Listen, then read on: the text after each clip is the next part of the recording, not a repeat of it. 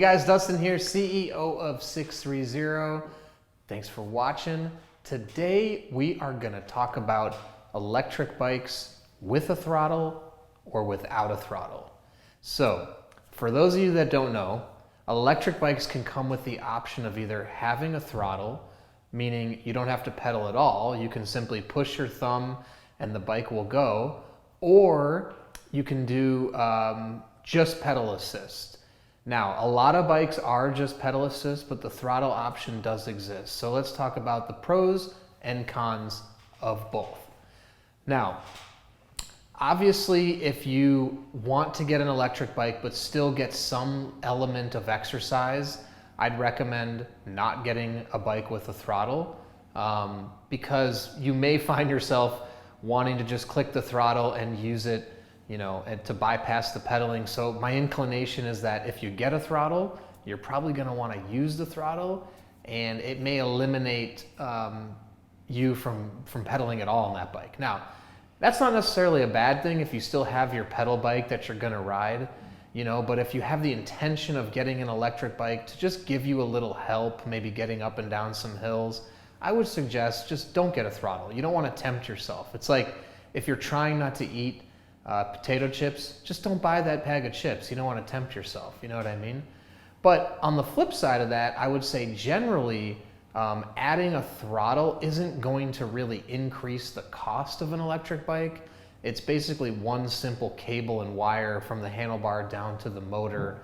And so there's really no added cost. So if you're buying an electric bike more for transportation and you really don't care if you get a workout, then definitely opt in for the throttle. It's a great option to have. I mean, personally, I love it. All the 630 bikes we make do offer the throttle because, I believe that your bike can really double as both your bike and your mode of transportation. And sometimes you just want to relax and click the throttle and let it take you. So it's nice to have that option. I also think it frees the bike up to be more than just a bike. It really turns it into transportation if you eliminate the need to have to pedal. I mean, you can take it to work and not be sweating at all. You can take it for quicker transportation. Don't worry about how fast your legs will carry you because the throttle will do all the work. Now, the bad thing about a throttle, not necessarily a bad thing, but the one aspect to really understand is using the throttle is going to drain the battery of your bike much, much quicker than doing pedal assist. And if you think about it, it makes complete sense. By using the throttle, you're forcing the battery to power that motor and entirely power you, right? So it's going to be carrying the weight of you as the rider, and you're not helping the motor at all by pedaling. So that battery is going to drain much faster.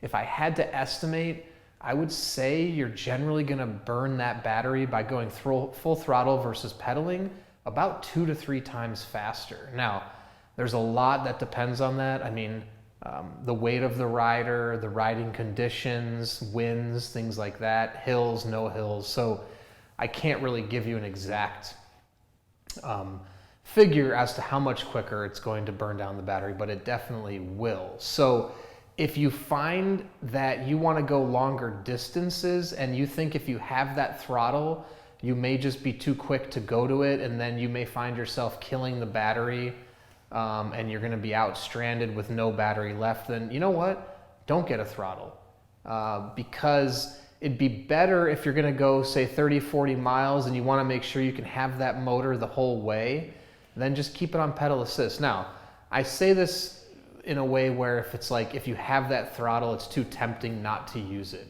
If you can restrain yourself from using it, it's a great option to have. But if you feel like you're going to use it too much, then opt against it, and it'll basically force you into doing pedal assist, which will preserve your battery on longer rides.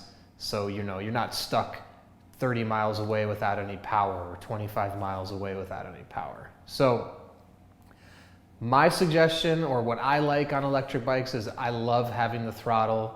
I think it's a lot of fun. I enjoy it for those really tiresome elements of my rides. If I come to a hill and I just don't want to do any work, boom, kick the throttle in. It's super great, super relaxing. Now, I also do love pedaling my bike or my other bikes for various reasons too. So I keep both types of bikes in my garage. Obviously I'm the CEO of 630, so I'm gonna have a lot of bikes, but my choice would still be have my normal bike, have my electric bike, get my electric bike outfitted with the throttle so that I can have that option as I want. So that sums up my thought on electric bikes with throttles.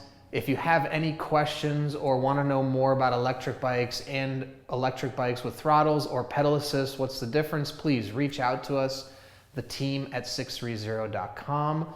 And don't forget, check out our website on the top electric bikes.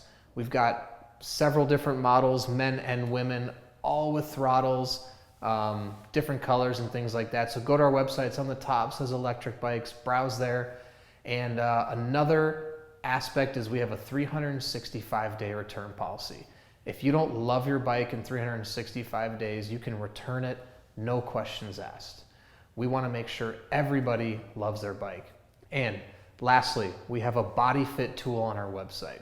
You can go on there, put in your height and your weight, and our body fit calculator will suggest a bike for you, because at 630, our goal is to find a bike you'll love.